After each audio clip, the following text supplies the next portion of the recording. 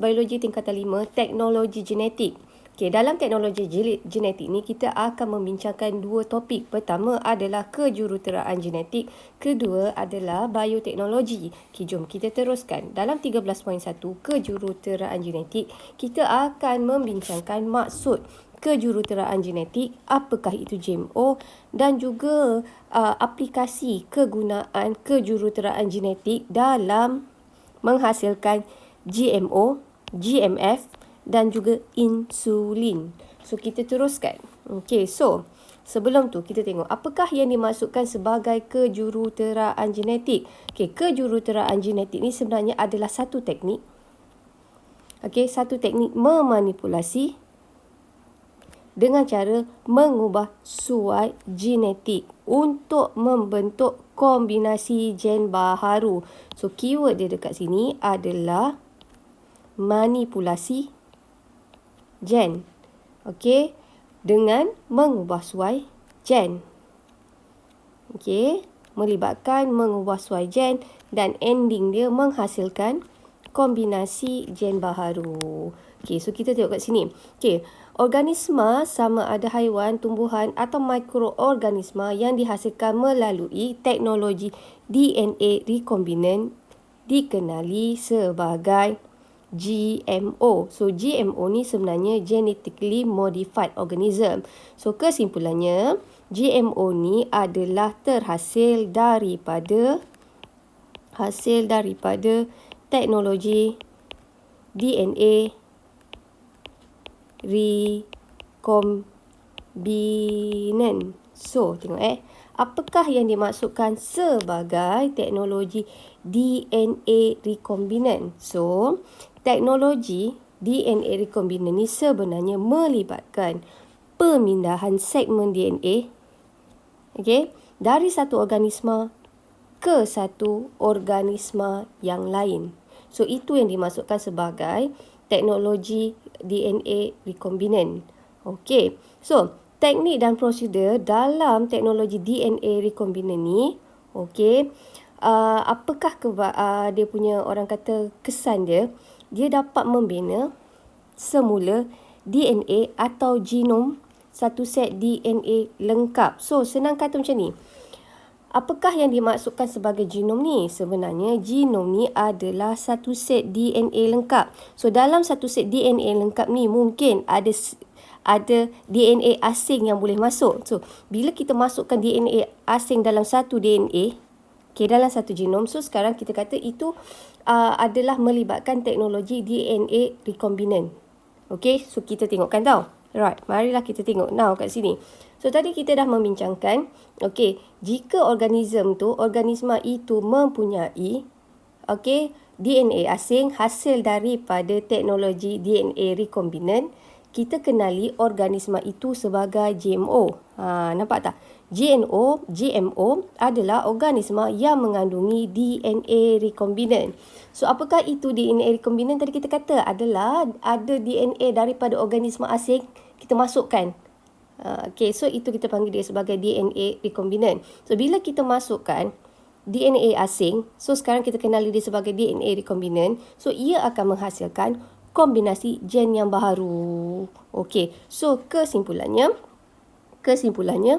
GMO, genetically modified organism, adalah organisma yang mengandungi DNA rekombinan. So, tengok kat sini tau. Now, organisma yang mengandungi DNA rekombinan juga dikenali sebagai organisma transgenik. Okey, tengok. Now, yang ini adalah daripada yang saya Google tau. So, apa bezanya antara GMO dan juga transgenic organism? So, senang kata, dua-dua ni adalah hasil daripada kejuruteraan genetik. Now, so tengok kat sini. GMO ni apa? GMO is an organism that possesses genetically modified genome. So, kita nak kata, dalam DNA organisma ni, dia punya genom ni adalah genom yang daripada DNA rekombinan. Okay.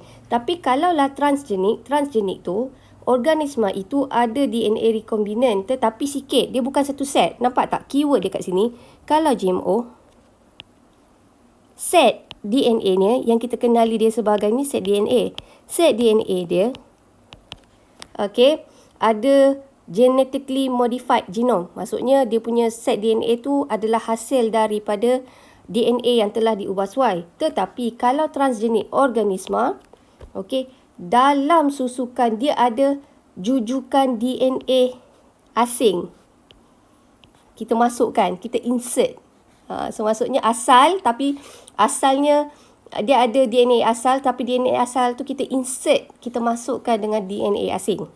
Okay, different organism. So dia mempunyai DNA asing. Tetapi kalaulah GMO, okay, it may not have foreign DNA. Maksudnya dekat sini dia punya set dia tu adalah daripada, senang kata, kalaulah GMO ni set DNA dia tu memang dah asal-asalnya adalah daripada DNA recombinant.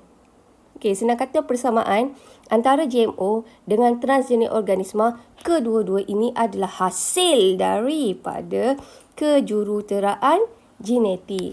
Cuma kita nak kata GMO ni dia ada satu set genom yang telah dimodified. Tetapi kalaulah transgenik, dia ada jujukan mengandungi DNA recombinant, tetapi bukan satu set. Okey, so itu saja. Yang ni awak boleh Google sendiri, okey? Alright, so tengok kat sini tau. Now, ini adalah contoh-contoh haiwan GMO. So, haiwan GMO yang kita tengok sini, kita ada susu lembu yang dihasilkan daripada lembu tidak mengandungi beta-lactoglobulin, iaitu protein yang boleh menyebabkan alergik. So, maksudnya, kalaulah kanak-kanak yang punya alergik, dia boleh minum susu ni. Sebab susu ni tidak mengandungi beta-lactoglobulin. Okay. Now, yang ini pula, kambing ni pula. Kambing ni pula special. Kambing yang terubah suai genetik, kalau yang macam ni kan, dia asal. Lepas tu kita masukkan gen lain, contohnya kat sini adalah gen manusia. Okey, ini kita panggil dia sebagai transgenik. Sebab dalam susunan DNA-nya ada DNA asing, tapi sedikit, bukan satu set, bukan satu genom. Okey, so ini kita panggil dia sebagai transgenik. So dekat sini apakah special kambingnya ni? Kambing ni, dalam kambing ni dia ada gen, okey, untuk faktor pembekuan darah. Dan faktor pembekuan darah ni boleh digunakan untuk merawat pesakit hemofilia. Alright, so kita teruskan. Now, so kedua, okay, tadi kita kata GMO, yang ini GMF. So, senang kata macam ni, kalaulah GMO adalah organisma. So, kalau kita kata pasal organisma, this one organisma, ia meliputi semua benda hidup. Semua benda hidup. Ia termasuk mikroorganisma, haiwan dan juga tumbuhan. Tetapi bila kita cakap GMF ni biasanya ia melibatkan tumbuhan dan haiwan. Sebab kita manusia, kita makan tumbuhan dengan haiwan kan. So senang kata, kalaulah mikroorganisma yang kita tak makan tu, kita tak panggil dia sebagai GMF. So GMF adalah makanan yang terubah suai genetiknya. Ia adalah sumber makanan. So contoh-contoh GMF adalah tumbuhan dan juga haiwan. Okey. So, apakah kebaikan GMF ni? Kebaikan dia, ciri dia, tengok kebaikannya dia tahan terhadap herbisid. Dia tahan terhadap racun rumput, racun herbisid lah. Kemudian dia tahan terhadap penyakit dan dia boleh digunakan dalam bidang perubatan. GMF ni boleh digunakan dalam bidang perubatan. Dan juga dia toleransi terhadap logam berat. Dan satu lagi, dia tahan terhadap rintangan kepada serangga. So, senang kata, kita nak cakap makanan atau GMF ni kebaikannya dia macam super. Dia hebat. Dia tahan penyakit, dia tahan kepada orang kata racun serangga dan juga dia tahan terhadap logam berat. Okay, so tengok kat sini. Apakah kebaikan dan juga keburukan GMO? Ataupun GMF. Saya ambil sini GMO atau GMF. So, kebaikannya, ia dapat mengatasi masalah bekalan makanan. Contohnya dekat negara yang mengalami kekurangan sumber makanan. So, ia boleh menggunakan GMF ataupun spesies-spesies tumbuhan dan haiwan GMF ni untuk menghasilkan sumber makanan yang cepat dan juga banyak, dan kadang-kadang kosnya adalah lebih rendah. So, tengok sini kan. Mengatasi masalah bekalan makanan dunia. Okey, melalui penghasilan tanaman ternakan transgenik yang berkualiti tinggi. Dan satu lagi, nampak tak kat sini? Kosnya lebih rendah.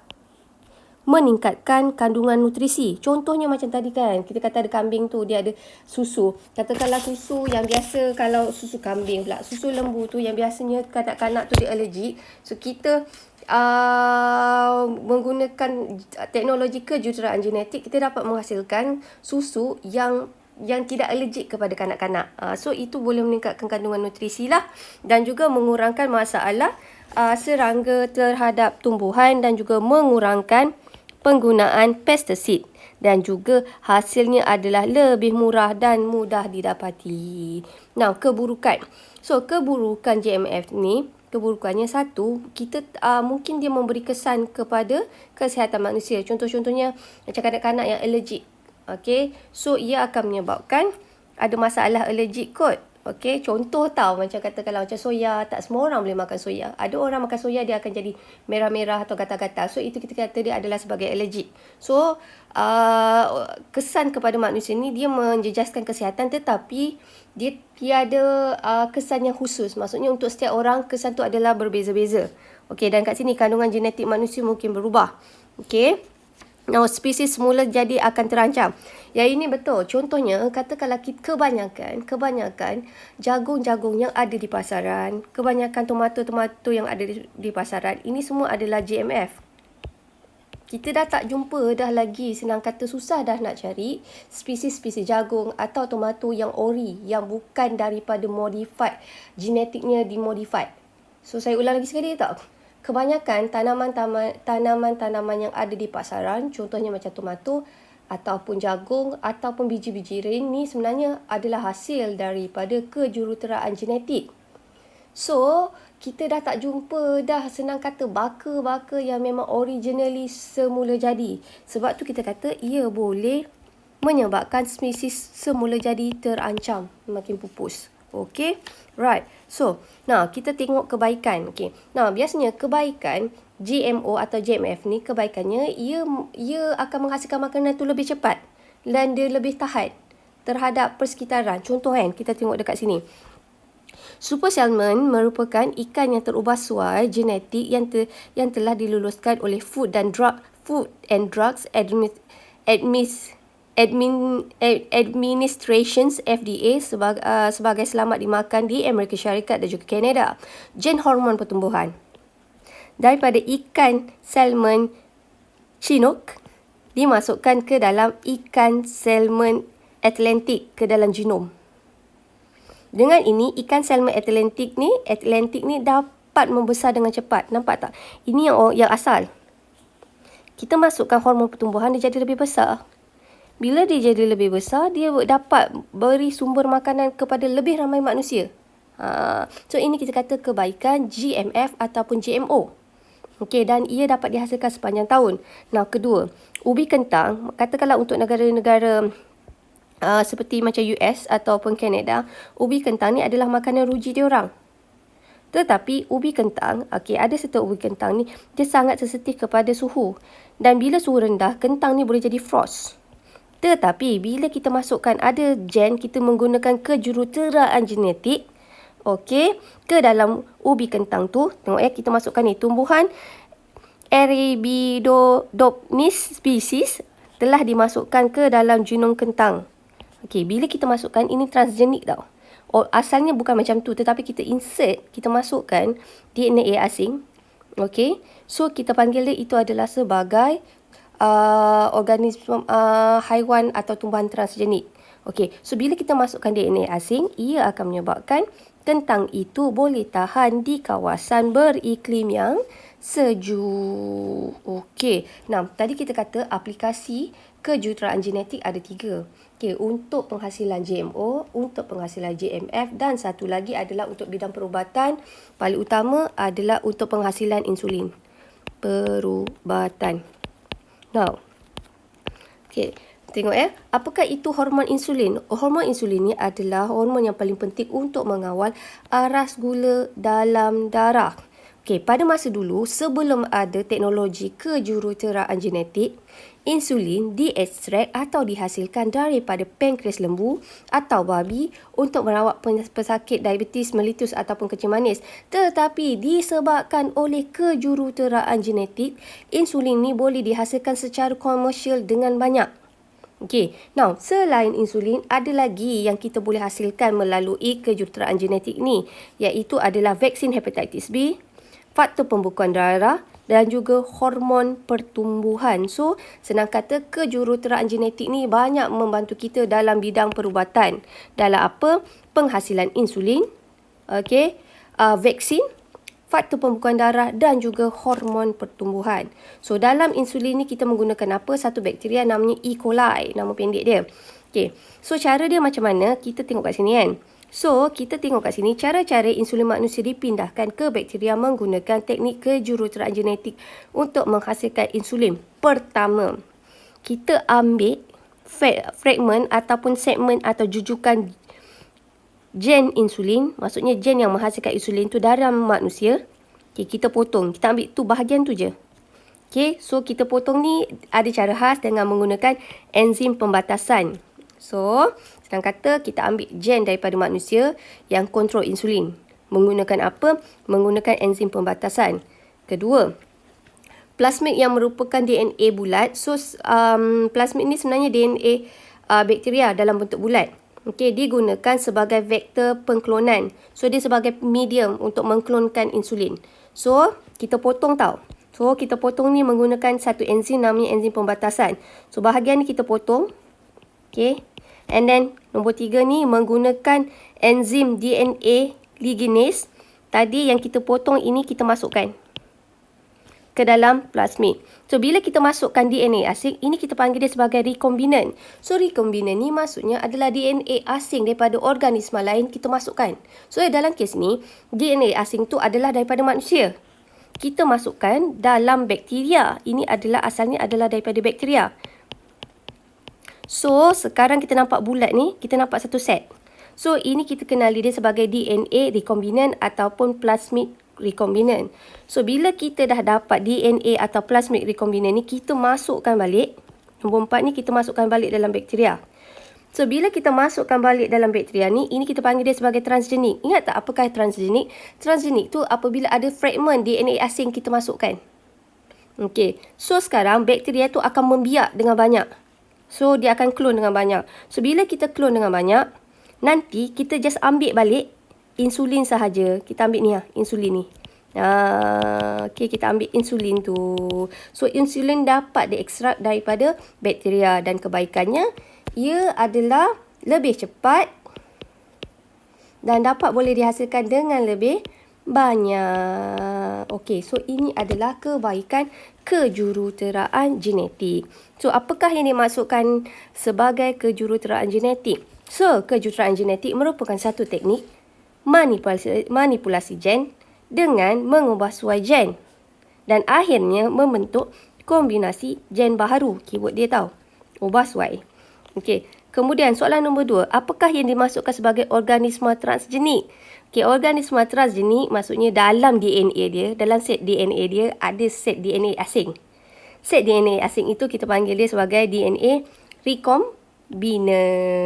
Okey, now apakah kesan GMF kepada manusia? Okey, kesan dia boleh mengganggu kesihatan, tetapi saya kata kesan itu tidak jelas untuk setiap manusia. Okey, so dekat sini kesihatan manusia mungkin terjejas dan juga mungkin ada kandungan genetik manusia akan juga terjejas.